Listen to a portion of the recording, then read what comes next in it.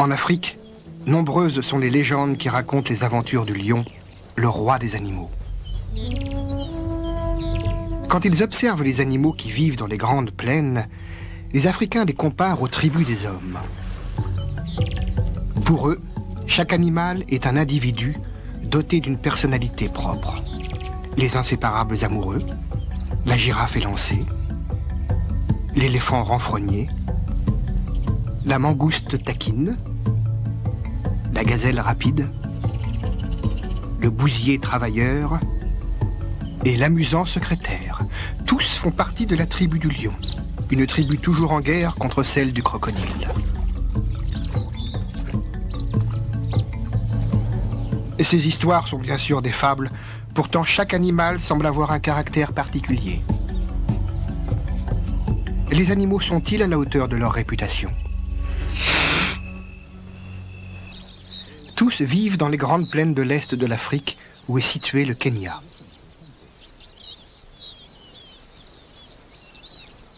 Le Kenya est donc l'endroit idéal pour aller à la rencontre du lion dans son royaume.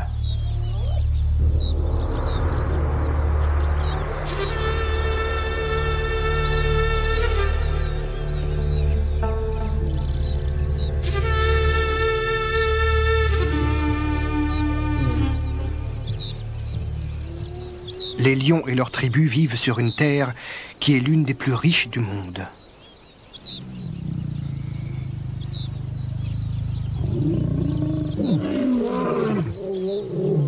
Cette terre volcanique a donné naissance à de riches pâturages sur lesquels paisse une armée d'herbivores d'une grande variété. Ces herbivores sont à leur tour la proie d'une dizaine de prédateurs, dont les plus grands sont les lions.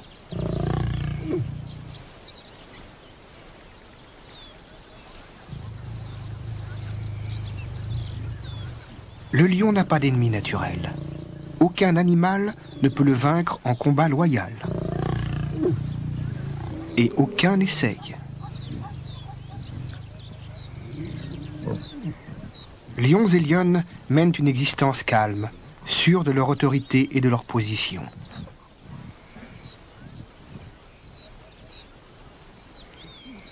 « 16 heures par jour, ils dorment sans être dérangés.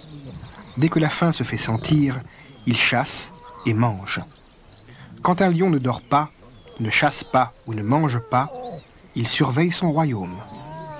Il suffit de le regarder pour comprendre pourquoi les hommes l'ont toujours appelé le roi des animaux. La troupe d'un lion est sa tribu. Cette famille de femelles a été conquise l'année dernière par ce lion et son frère. Tous les deux vont régner sur cette troupe pendant 3 ou 4 ans, puis un lion plus jeune viendra les remplacer. Le fils du chef, ce lionceau, aura alors quitté la troupe à la recherche d'une famille sur laquelle régner à son tour. Un lion ne règne qu'un temps limité. Bientôt, un lion plus jeune vient le tuer, à moins que la troupe ne l'abandonne et qu'il ne meure seul. Quand les fables africaines parlent de la tribu du lion, il ne s'agit pas seulement d'une troupe, mais plutôt d'un groupe d'animaux qui entretiennent entre eux des relations complexes. Les grandes plaines d'Afrique abritent un écosystème d'une grande variété. La grue huppée est l'un des personnages de cette vaste scène de théâtre.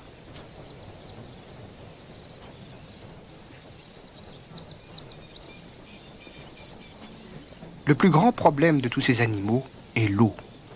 L'herbe ne pousse que pendant la saison des pluies. Pendant la saison sèche, un désert remplace cette étendue verdoyante. La sécheresse oblige la plupart des animaux à partir jusqu'au retour des pluies.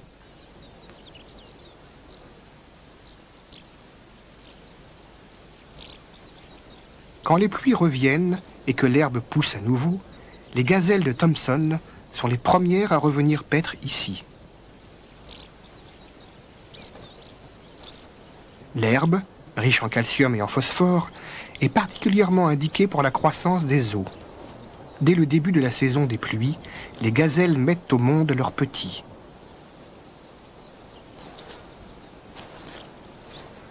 Les herbivores ne recherchent pas tous le même type de végétation. Les gazelles préfèrent les petites pousses d'herbes tendres. Il leur faut donc arriver les premières. elles ont un odorat particulièrement développé qui leur permet de sentir l'arrivée des pluies plutôt que n'importe quel autre animal. Et dès qu'elles sentent cette odeur familière, elles se précipitent.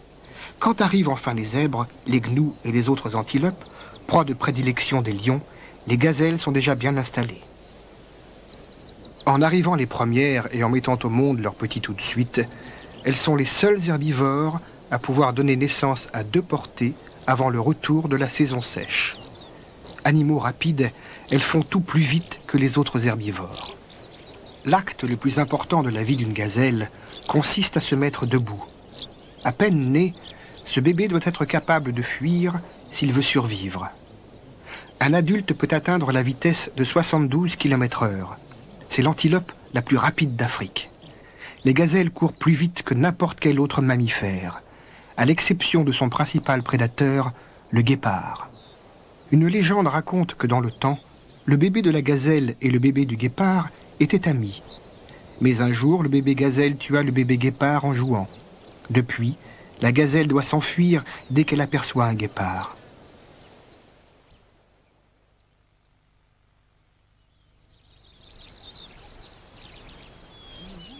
Au XIXe siècle, quand les Européens ont commencé à explorer cette région, ils rencontraient à tout instant des animaux ou des plantes étranges et inconnues.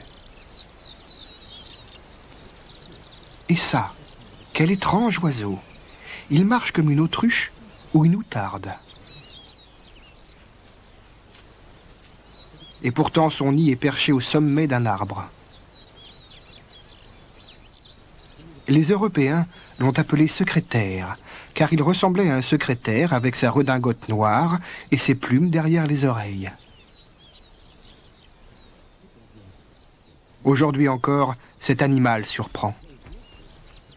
Bien qu'il se déplace le plus souvent en marchant, il peut voler quand il doit regagner son nid.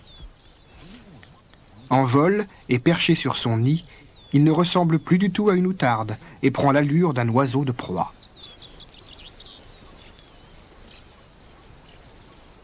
Il nourrit ses petits de son jabot, comme les pigeons.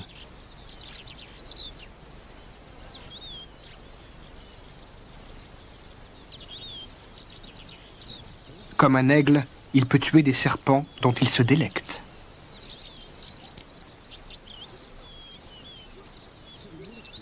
Pour les Européens, c'était une bizarrerie de plus, dans une région où même les chevaux étaient rayés comme des tigres. Aujourd'hui encore, les scientifiques ne sont pas d'accord. L'envergure de ses ailes placerait cet oiseau dans la famille des oiseaux de proie.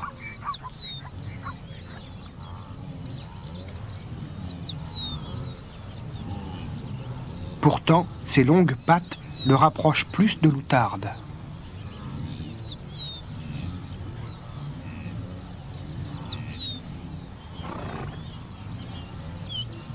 En tout cas, ils sont au moins d'accord sur un point, il ne ressemble à rien.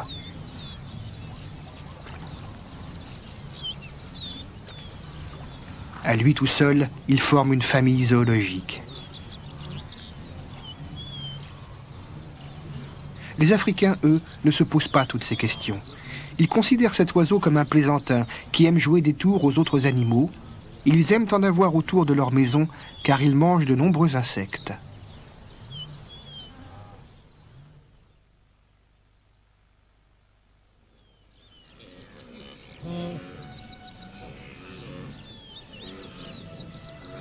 La saison sèche approche et il est temps de se mettre en route.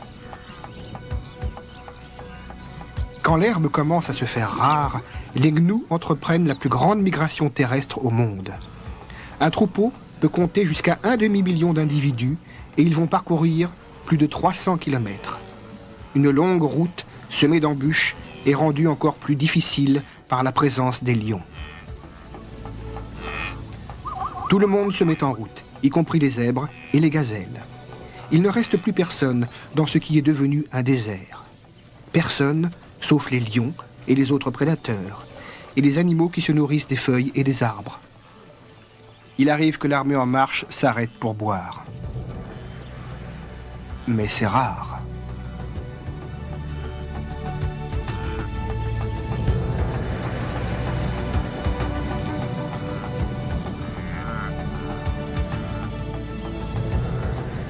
Le troupeau se dirige vers une région couverte de broussailles qui vont lui permettre de survivre en attendant de retrouver l'herbe riche de la savane.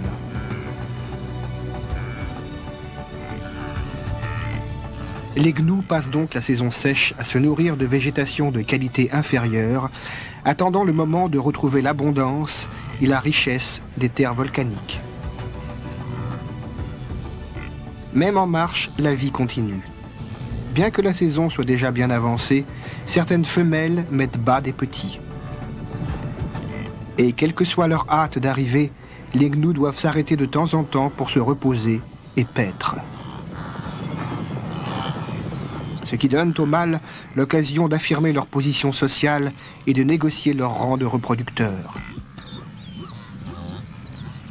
Et les négociations sont serrées. Ces animaux puissants se servent de tout leur corps pour communiquer. Les feintes de leurs cornes et les brusques démarrages sont leur manière de raconter des histoires. Leur message est clair. Je peux échapper au lion. Je suis fort. Je survis à tout. Un petit zèbre proclame qu'il est né pour régner sur le troupeau. Mais un mâle lui fait rapidement comprendre qu'il a encore besoin de grandir.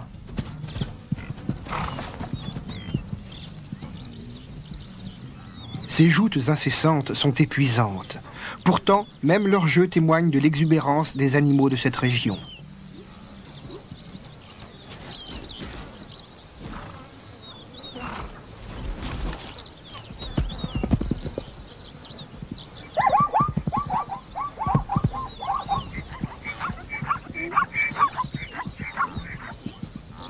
Les hochements de tête, les coups de sabot et les dents menaçantes sont des messages très clairs entre zèbres.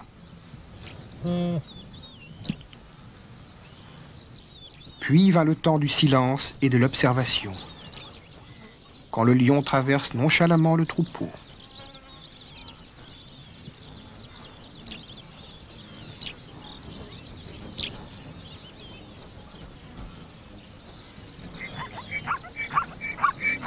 Les lions ne se déplacent pas avec le troupeau. Ils seraient incapables de suivre. Le royaume d'un lion n'est pas plus grand que le territoire qu'il peut défendre contre d'autres troupes. La migration des herbivores leur fait traverser plusieurs royaumes dont les frontières sont gardées jalousement.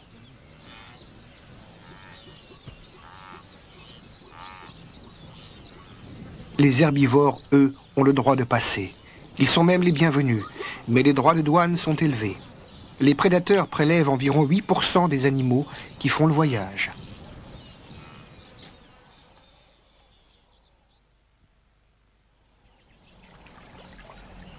Dans les légendes africaines, le crocodile est un autre roi.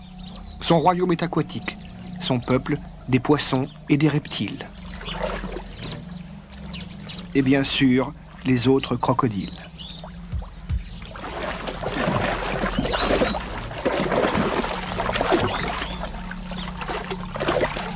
Les lions se méfient de lui, car il reste caché sous l'eau pour mieux les attaquer quand ils viennent se désaltérer au trou d'eau. Les crocodiles les attendent et bondissent.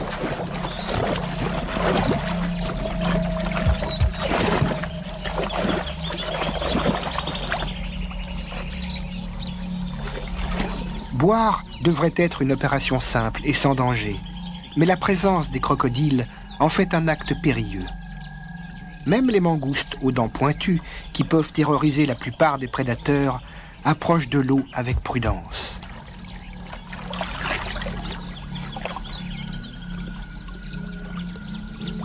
Babouins, gnous, tous viennent au trou d'eau et malgré leur soif, ils prennent 1000 précautions avant de boire.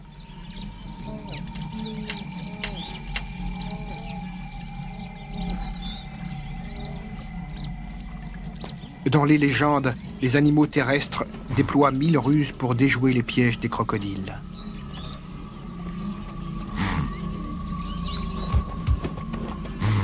Les gnous ne doivent pas seulement boire, ils ont aussi besoin de traverser la rivière. La troupe s'amasse au bord de la rivière et il devient impossible de reculer. Il faut avancer à tout prix et survivre. Les gnous aimeraient bien savoir si les crocodiles sont affamés, mais ils ne peuvent pas se douter qu'ils viennent de se partager une autre victime. Ils ne savent pas non plus, même s'ils peuvent le sentir, que les crocodiles sont des animaux à sang froid qui ont besoin de manger moins souvent que les mammifères. Un bon carnage bien saignant suffit à rassasier plusieurs crocodiles pendant quelques jours. Une seule chose à faire: envoyer un volontaire en éclaireur.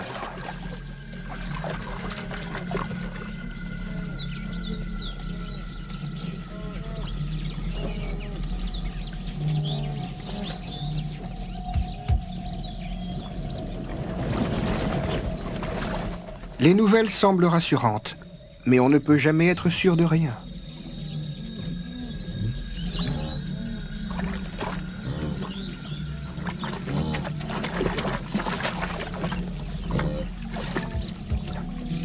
La plupart des légendes mettant en scène un crocodile le dépeignent comme un animal perfide, qui ne respecte pas la parole donnée. Quand il grimpe sur un rocher, il semble pacifique. Pourtant, ça ne suffit pas à rassurer les autres animaux. Les gnous décident finalement de traverser ailleurs, probablement pour éviter les crocodiles. Quand des crocodiles prennent un bain de soleil sur un rocher, ils absorbent l'énergie du soleil. Cette particularité leur permet de moins consommer d'autres animaux qui ne leur en sont pas assez reconnaissants. Les créatures à sang chaud ne peuvent accomplir cet exploit. Ils doivent absolument manger pour ne pas perdre leur énergie. Ce mode de vie reptilien a démontré son efficacité depuis plus de 250 millions d'années. 5 fois plus longtemps que l'existence des mammifères.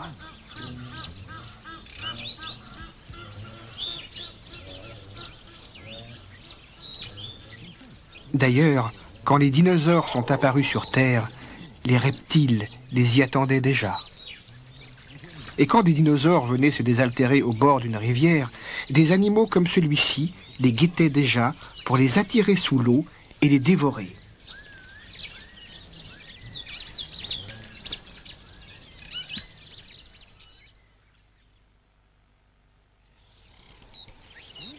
Mais les dinosaures ont-ils bien tous disparu ? Beaucoup de scientifiques pensent que les oiseaux sont leurs descendants directs, des dinosaures modernes. Un point de vue qui demande une certaine imagination, sauf quand on regarde une autruche. De nombreux dinosaures mesuraient à peu près 2,50 m, comme les autruches d'Afrique, et ils creusaient leur nid dans le sol. Il existait même une espèce de dinosaure qui marchait et courait sur 2 pattes.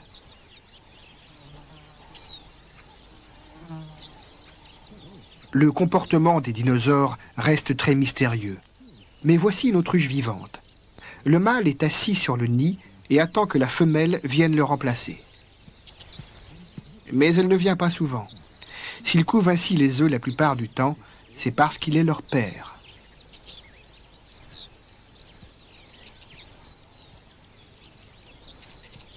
Mais la femelle n'est pas la mère de tous ces œufs. Elle a pondu quelques œufs et les 2 autres femelles du harem de son mari sont venues rajouter les leurs, après quoi elle s'est empressée de les chasser. Les harems d'autruches peuvent compter de nombreuses femelles. On a observé un jour un nid contenant 60 œufs. La survie des petits dépend de la végétation. Mais heureusement, cette année, la saison des pluies est particulièrement arrosée. Les animaux paissent au milieu d'une herbe haute et abondante. Les autruches ne manquent pas de baies et de graines. Cette famille de 12 petites autruches a toutes les chances de survivre, mais il leur faut encore beaucoup grandir avant de devenir adultes. Quand ces oiseaux naissent, ils éclosent d'œufs qui sont les plus gros au monde. Ils sont de la taille d'une caille. Ils n'ont qu'un an pour devenir les plus gros oiseaux au monde, passant de 500 grammes à 150 kilos. La saison des pluies va prendre fin. L'herbe va disparaître et avec elle les herbivores. Pendant toute la durée de la saison sèche, les jeunes autruches vont survivre en se nourrissant de feuilles de succulents, transformant les minéraux volcaniques en os et plumes d'autruche. Dans un an, elles seront aussi grandes que leurs parents. Plus grandes que la plupart des animaux d'Afrique, et surtout plus rapides même que les gazelles, les autruches parcourent la savane d'une démarche adoptée déjà il y a 250 millions d'années par des dinosaures bipèdes. La nature semble se renouveler en se copiant elle-même. Voici une histoire que l'on raconte au Botswana, au sud des Grandes Plaines.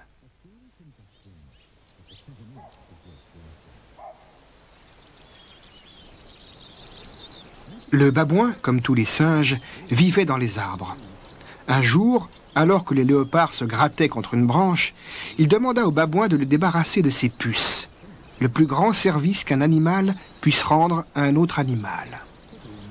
Le babouin s'empressa avec diligence, et le léopard s'en retrouva si apaisé qu'il s'endormit.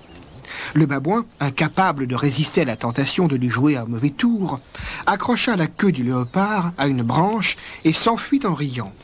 Furieux, le léopard resta ainsi coincé pendant toute une journée avant que l'escargot ne vienne le détacher.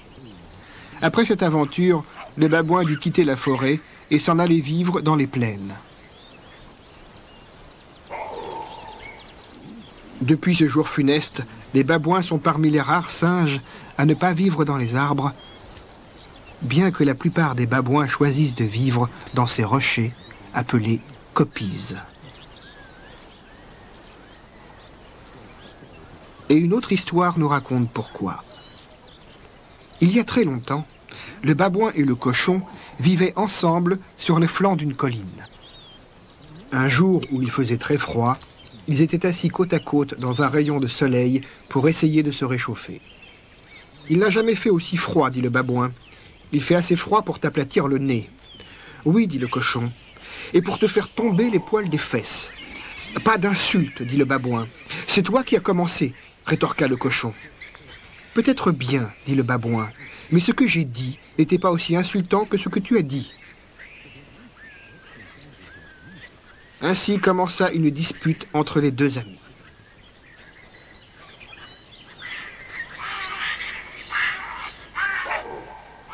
À partir de ce jour, le cochon s'installa dans la plaine et le babouin monta dans le copies. Et ils ne se sont plus jamais adressé la parole depuis. Mais ce n'est pas la seule raison pour laquelle les babouins vivent au milieu des rochers. Il y a très longtemps, tous les singes et même tous les primates vivaient dans les arbres. Les mains se sont d'ailleurs développées pour cueillir des fruits et saisir des branches. De grands bouleversements géologiques ont modifié cette région d'Afrique et les forêts furent remplacées par des plaines. Les babouins se retrouvèrent privés d'arbres, obligés de vivre sur le sol. Un autre primate se retrouva dans la même situation, l'homme. De nombreux babouins décidèrent d'aller vivre dans les copies. Les hommes, quant à eux, firent d'autres choix.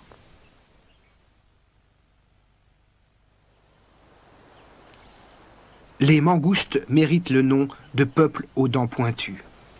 Ces mangoustes surveillent les alentours pour prévenir l'attaque de prédateurs, en l'occurrence des chacals.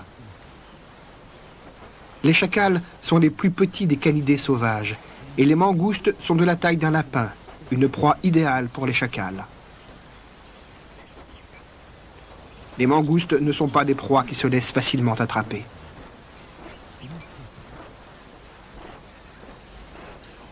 Mais les chacals sont têtus et refusent d'abandonner. La vie ressemble alors à un dessin animé de Tom et Jerry.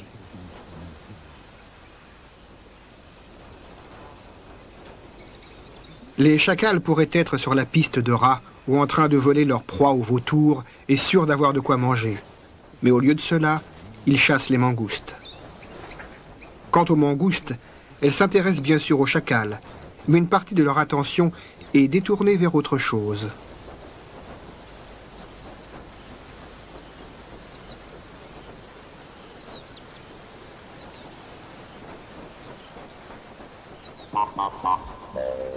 Les bousiers, les capitalistes des plaines.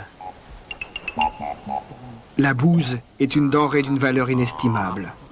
L'herbe, mangée par les herbivores, est riche en minéraux, qui, une fois digérés, fournissent une nourriture hautement énergétique. Le but ultime de tous les bousiers mâles est de pousser la plus grosse boule de bouse jamais vue dans le voisinage. Et le but ultime de tous les chacals est d'attraper une mangouste. Les mangoustes, elles, ne font pas preuve de la même obsession. Elles veulent seulement manger. Et les bousiers sont des proies délicieuses et si occupées à leur besogne qu'elles sont faciles à attraper.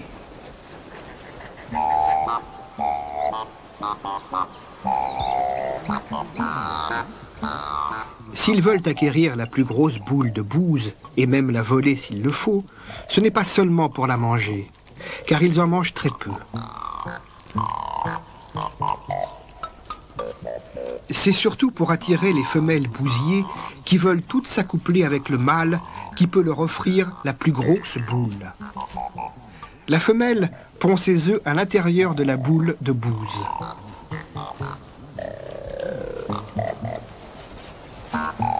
Les mangoustes sont particulièrement difficiles à attraper, car elles sont très différentes des lièvres ou des rats.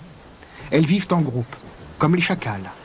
Mais alors que les chacals se servent du groupe pour chasser, les mangoustes n'ont pas besoin de chasser.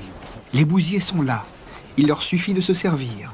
Elles vivent en groupe pour se défendre, et le chacal assez téméraire pour s'attaquer à une troupe de mangoustes ne pourra que le regretter.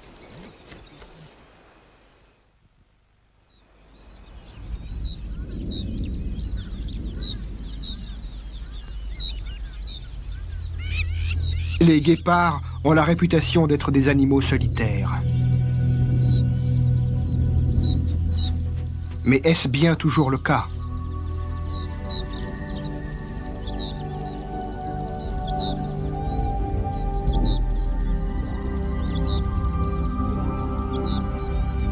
Eh bien non, pas toujours. Parfois des membres d'une fratrie qui viennent de quitter leur mère et ne savent pas encore très bien chasser restent ensemble. La vie des guépards est loin d'être facile.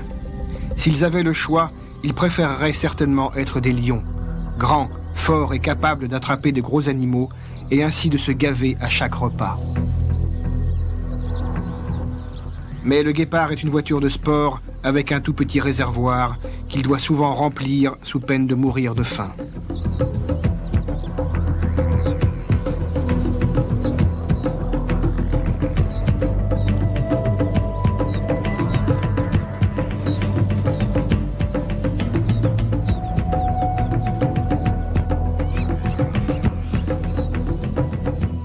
Le seul problème, c'est que l'énergie dépensée pour attraper un lièvre est souvent supérieure à celle que lui apporte cette proie.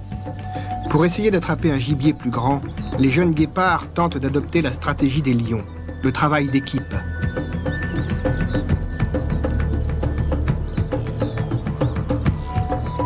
Un système de relais.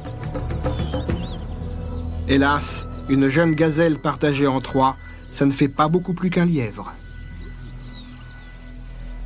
Pendant toute sa vie, le guépard doit jongler avec des équations complexes pour atteindre l'équilibre entre l'énergie dépensée et l'énergie absorbée. C'est l'animal le plus rapide au monde. Il peut atteindre des pointes de 90 km/h. C'est le seul prédateur capable d'attraper seul une gazelle. Il doit sa vitesse aux gazelles. Depuis des millions d'années, les guépards poursuivent les gazelles. Et plus les gazelles devenaient rapides, plus les guépards accéléraient pour les attraper malgré tout. Les gazelles ont appris à ruser. Les guépards sont devenus plus intelligents et plus agiles pour devenir cet animal alerte et intelligent d'une grande finesse et d'une grande beauté qui doit attraper sa proie une fois sur 4 sous peine de mourir de faim. Il ne peut pas tuer de grosses proies. Il ne peut pas défendre sa nourriture contre les autres prédateurs. Il ne sait pas chasser en groupe. Et plus de 90% de ces petits meurent bébés, souvent tués par des lions. Comme si la nature s'était offert le luxe d'un tel animal, mais en lui faisant payer le prix fort. La Tanzanie, où s'étend le Serengeti, bordé de grandes forêts d'acacias.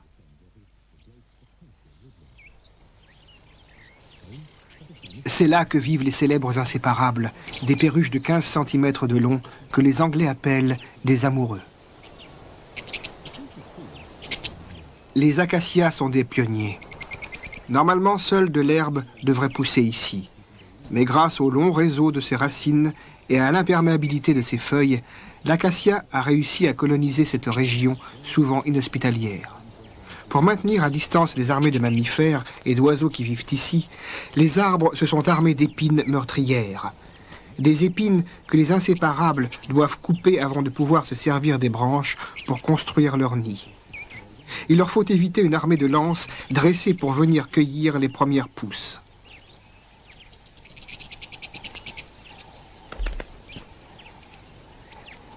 Les inséparables colonisent les acacias et s'en servent pour tout. Et surtout comme un lieu de rencontre.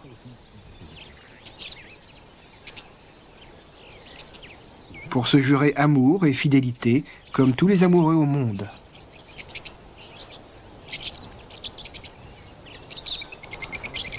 Un inséparable solitaire se comporte comme une jeune fille sans rendez-vous un samedi soir. Il n'a plus qu'à se laver les cheveux, ou plutôt se nettoyer les plumes. Une par une, chaque plume, des tectrices primaires aux rémiges secondaires, des sus alaires aux scapulaires, toutes sont inspectées et nettoyées. Bien sûr, un oiseau doit veiller à la propreté de ses plumes. Mais ici, c'est de la coquetterie. Et un moyen de ne plus être solitaire. Une fois unis, les inséparables le sont pour la vie. Voilà qui est très romantique, mais c'est aussi une stratégie à l'avantage du mâle. Il y a de nombreux mâles dans l'arbre, et le seul moyen de s'assurer que les œufs que pond la femelle sont bien les siens est de ne jamais cesser de l'embrasser, une forme de surveillance amoureuse. Pourtant, dès qu'elle a pondu ses œufs, d'autres mâles semblent également s'y intéresser. Son amoureux s'en moque, il est le père de tous les œufs. Aucun doute là-dessus. Vraiment ?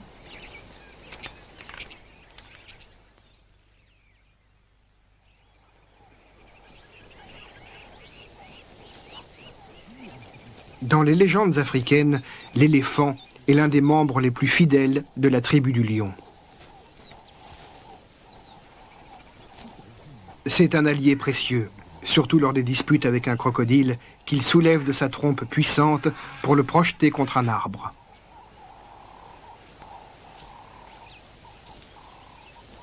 Ce qui met fin à la dispute. Après quoi l'éléphant s'éloigne et retourne manger comme si rien ne s'était passé. Les crocodiles survivent à ces épreuves, et heureusement, car leur rôle sur la scène africaine n'est pas terminé. Ce sont les arbres qui souffrent le plus. D'ailleurs, il arrive souvent que les éléphants les arrachent sans avoir l'excuse de se défendre des crocodiles. L'éléphant a de ce fait acquis une réputation de râleur difficile à contrôler, et le lion ne fait appel à lui qu'en désespoir de cause.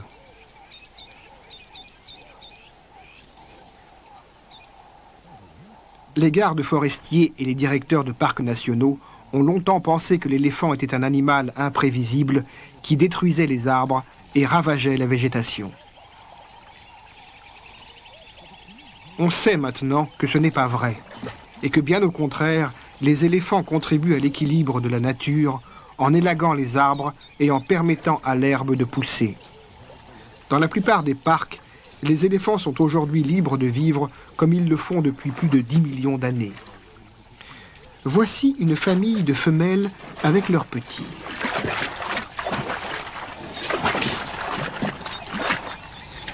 Les jeunes commencent à définir leur place dans la hiérarchie future du troupeau. C'est ce qu'on appelle jouer chez les humains.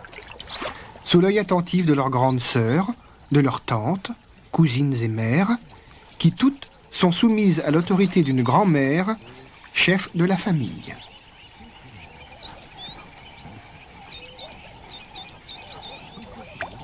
Les jeunes éléphants mâles sont condamnés à vivre seuls, à la périphérie des bandes de femelles. C'est peut-être leur frustration qui leur fait abattre des arbres et éclaircir les plaines pour les proies des lions. Ils assument ainsi leur véritable rôle de paysagistes de la savane.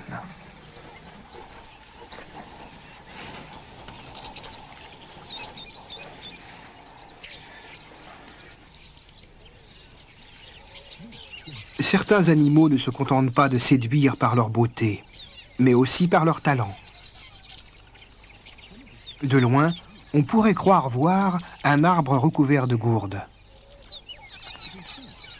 En fait, il s'agit d'un acacia d'où pendent des dizaines de petits paniers. Les tisserands ont installé leur colonie sur cet arbre. S'ils veulent prendre femme, la plupart des oiseaux mâles doivent démontrer aux femelles qu'ils sont un bon parti. Certains chantent, d'autres font étalage de leurs plumes. Il y en a même qui font des bonds. Les tisserands tissent et construisent des nids, ce qui est plus utile que de faire des bonds. Pourtant, les mâles s'en moquent. Ils obéissent simplement à leur instinct et tentent de répondre aux critères de choix de ces dames.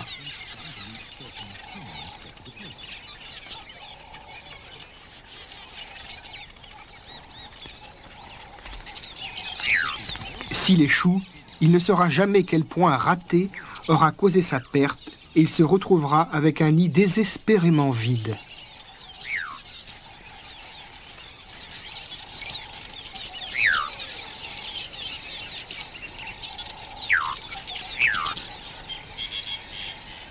Il signe son œuvre d'un battement d'ailes, puis s'éloigne pour attendre le verdict.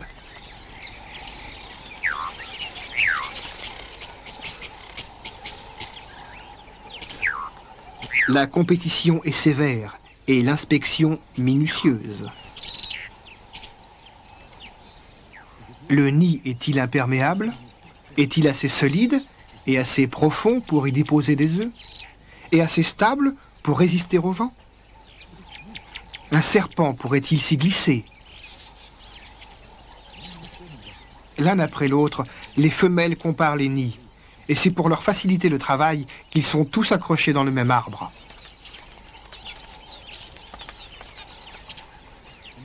Si son nid est rejeté par toutes les femelles, un mâle n'a plus qu'à tout recommencer, en essayant de faire mieux la prochaine fois.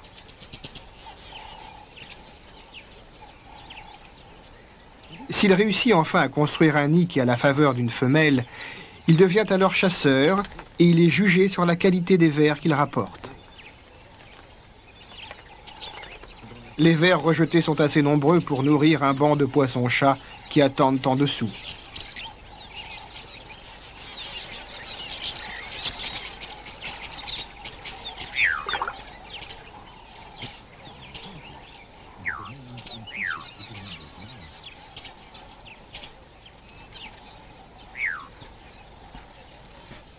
Dans cette colonie et dans d'autres tout le long de la rivière, les tisserands mâles apportent sans relâche des insectes dans les nids, nourrissant les femelles, les petits et les poissons-chats. Le tisserin mâle est aussi travailleur que le lion paraît paresseux. Les tisserins ne vont jamais dans l'eau, mais en accrochant leur nid au-dessus de la rivière, ils jouent un rôle important dans cet écosystème et deviennent membres honoraires de la tribu du crocodile. Voici la réponse du crocodile à l'éléphant.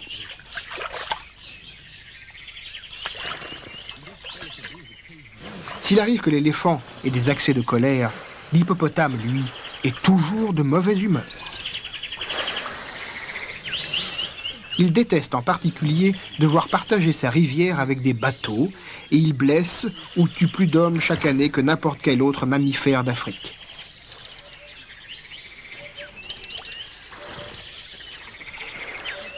Pourtant, ce monstre a la peau tendre.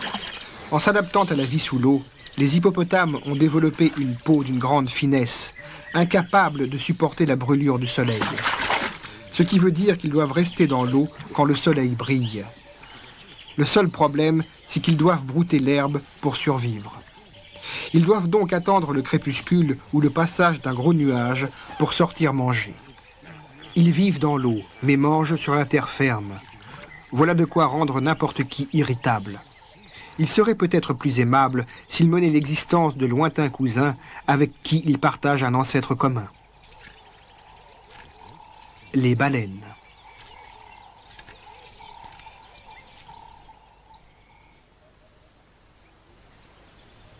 Certains Africains connaissent l'histoire que le roi lion raconte à ses enfants.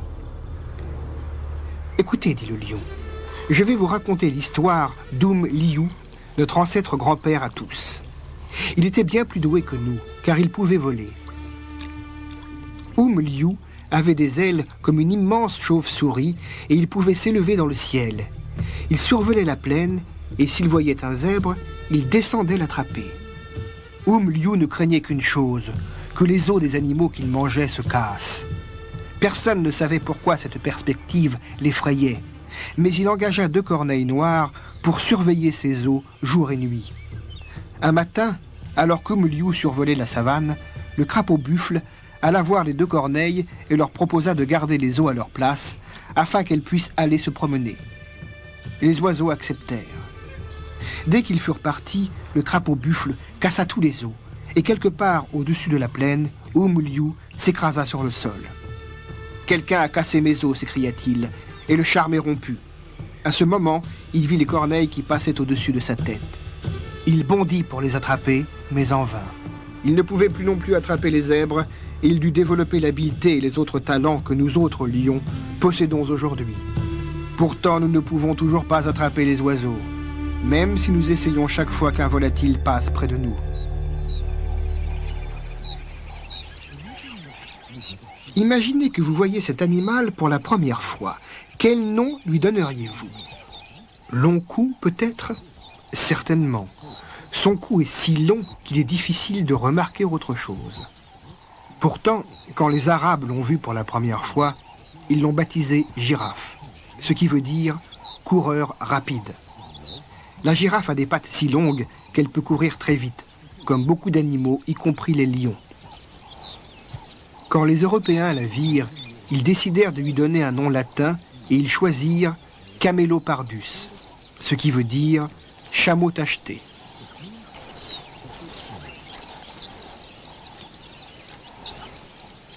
On dirait presque qu'on est gêné par son cou et qu'on hésite à en parler, comme d'un handicap. Pourtant, c'est loin d'être un handicap. Son long cou permet à la girafe d'être le seul animal à pouvoir brouter les plus hautes branches des arbres.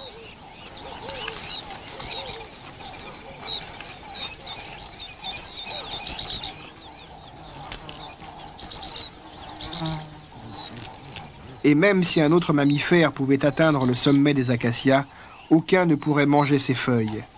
Les arbres sont recouverts d'épines et ses feuilles sont dures, comme du caoutchouc.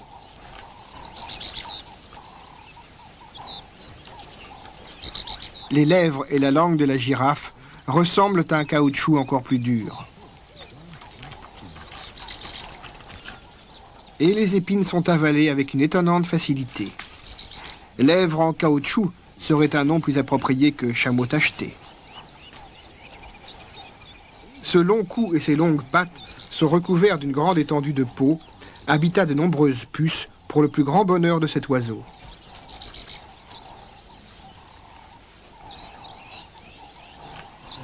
Un oiseau qui possède une girafe est aussi riche qu'un fermier propriétaire d'1 millier d'arts. Et il arrive même qu'il y ait un puits sur la propriété.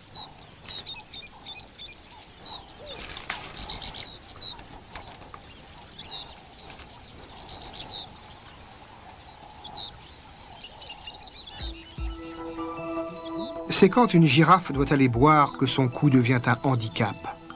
Le cerveau de la girafe est situé 3 mètres au-dessus de son cœur. Pour faire parvenir le sang à cette hauteur, la girafe a besoin du plus gros cœur du monde animal.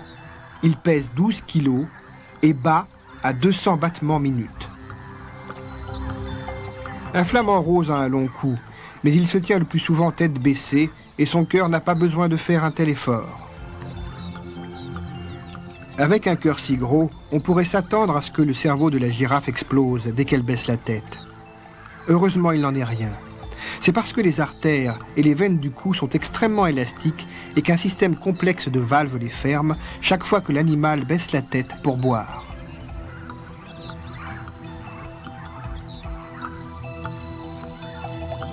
Et ces flamants roses, portent-ils bien leur nom ?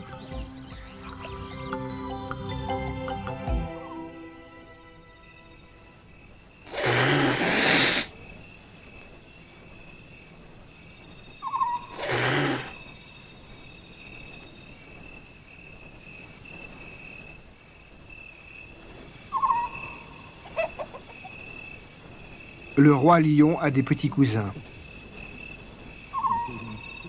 comme ce serval. Oreille dressée, il épie le moindre bruissement de feuilles.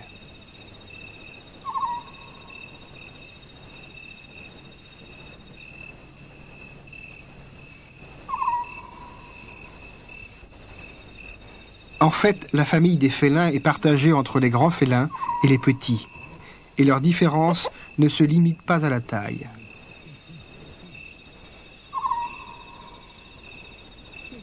Par exemple, les petits félins ne peuvent pas rugir. D'ailleurs, ils sont pratiquement silencieux. Ils sont presque toujours solitaires et ne chassent que la nuit. Les petits félins chassent des animaux plus petits que les gros félins, bien sûr, mais leur menu est plus varié. Ils se nourrissent aussi bien d'oiseaux que de pintades, ou de rats et de souris qui tentent de sortir de leur terrier la nuit. Certains animaux chassent les mêmes proies que les félins, mais n'appartiennent pas à la même famille. La civette appartient à la famille des loutres et des blaireaux.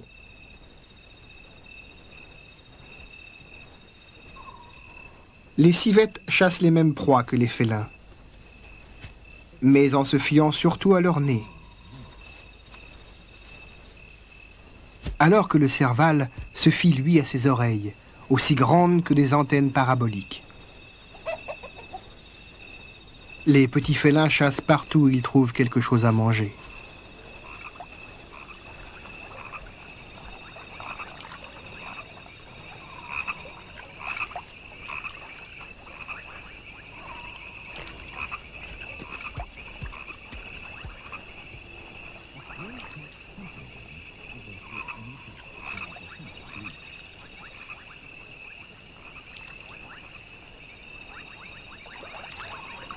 Dans certaines parties du monde, on trouve des félins qui sont devenus pêcheurs. Poussé par la faim, un serval serait probablement capable de pêcher un poisson lui aussi. Heureusement, la rivière abonde en proies plus faciles. Des insectes, des rats, des salamandres, des crapauds buffles. Il existe 28 espèces différentes de petits félins dans le monde.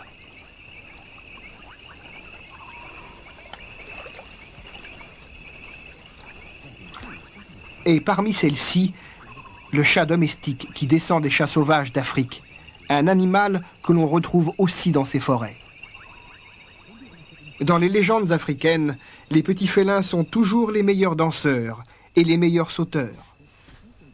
Mais ils ne peuvent pas chanter comme le lion.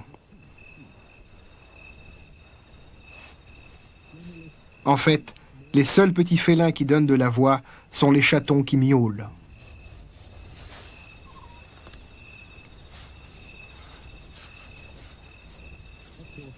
Bien sûr, les chats domestiques peuvent aussi miauler, mais ils ne le font que quand ils s'adressent aux hommes.